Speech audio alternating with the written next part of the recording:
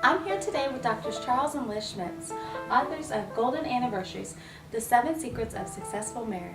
I loved your article on selfgrowth.com called iPod Love. As an avid iPod user, I thought it was great. Can you tell your listeners about it? We sure can.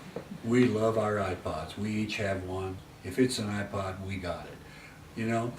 And we notice when we go out bike riding or walking with Jake the Wonder Dog or whatever, we notice two uniquely different kinds of couples that we pass along the way. Some are like us. They're talking to each other. They're animated. They're solving a world problem, or whatever. And the second kind we walk by is a little different. They have little white things hanging out of their ears. And it really is a matter of the fact that when you put the iPods in your ears and you're out for a stroll with your loved one, you stop communicating. You enjoy the wonderful music, but the communication between each other goes in a different direction. And so what we found is we use our iPods on the plane, we use our iPods when we want time alone, we use our iPods when we are alone. But we kind of reserve our iPods for those times, and so when we're together and we're taking our walks and we want to communicate and talk, our iPods stay home.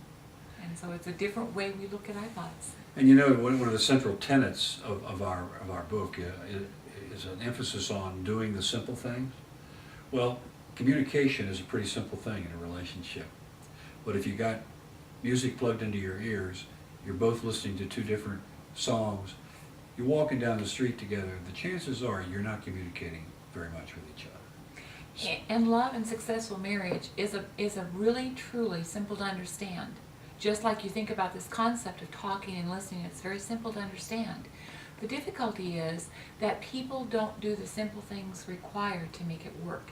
And one of those simple things is the listening and communicating with each other, not letting the iPods interfere, letting them accentuate another part of life, but not interfering with the communications. So you build on those simple things and it becomes an accumulation of simple things that really matter. So to be in love and love your iPod. But sometimes those two things don't work together at the same time. You don't go say, hey, hon, let's talk about this great challenge we have facing us, and then you stick the iPods in your ears and both of you off down the street. The point is, it stifles communication when used that way. So don't do it that way, and then you'll enjoy the iPod even more. How can people find out more? Well, they can go to www.selfgrowth.com, and that's the #1 website in the world for self-help. And we're the official guides to love there.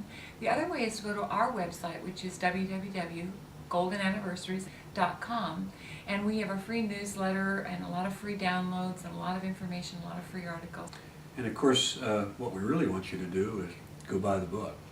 You can buy the book at Amazon.com or at your local bookstore. Thank you both very much. Welcome. Thank you.